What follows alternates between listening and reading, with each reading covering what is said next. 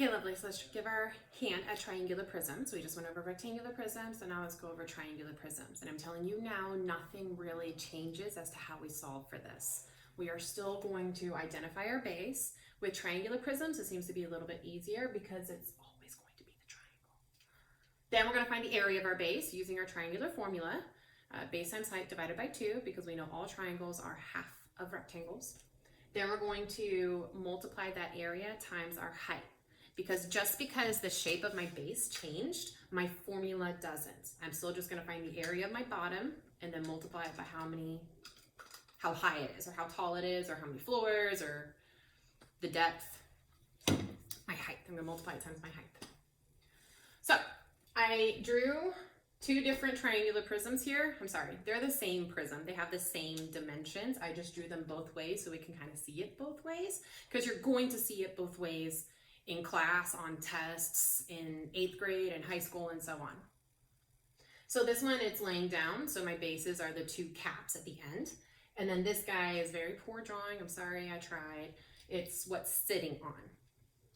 But my first step is to identify the base. And I can see that it's the triangles. I like to shade them in just so that way that kind of helps me organize what's what. So I know that I'm going to be finding the area of these triangles. I've already set up my T-chart. I am working with a triangle prism, so I know I am going to be finding the area of a triangle. When it comes to the base and height of your triangle, guys, you need to make sure that you're using the two numbers that are touching that 90-degree angle. And in this case, it is the 4 and the 3. So 3 times 4 divided by 2.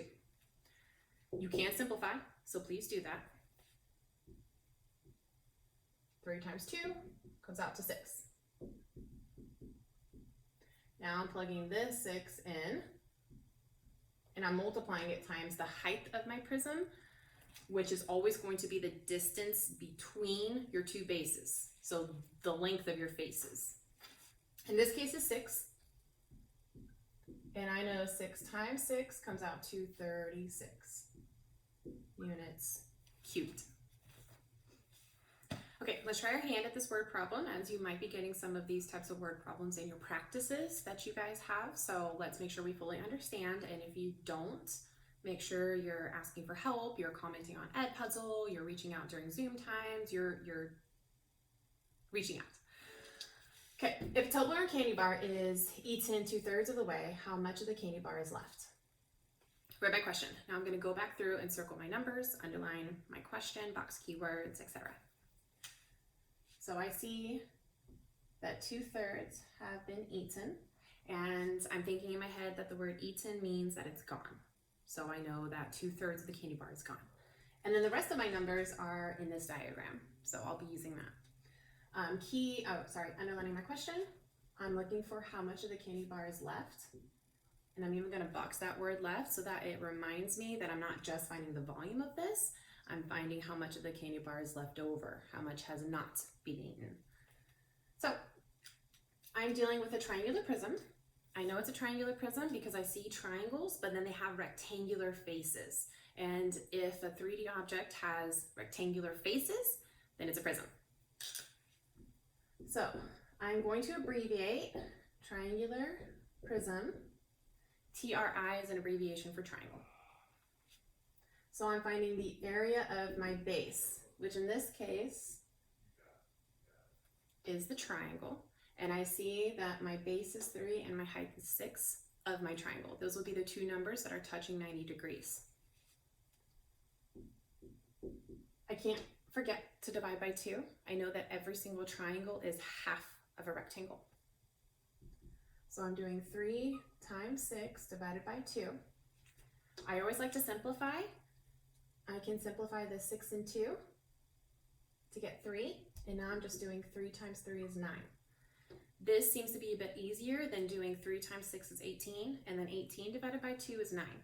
So you get the same answer either way. I just feel like simplifying is better. Then for my prism formula, I have capital B times H. So I'm going to plug that 9 in. And then my height is 10.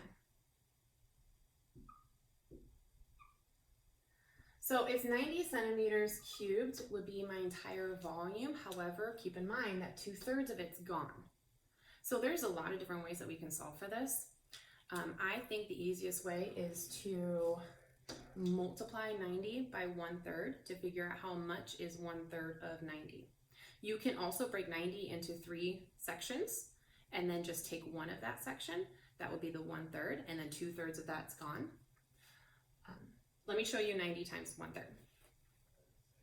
So we're going to take 90, I'm going to put it over 1 times 1/3.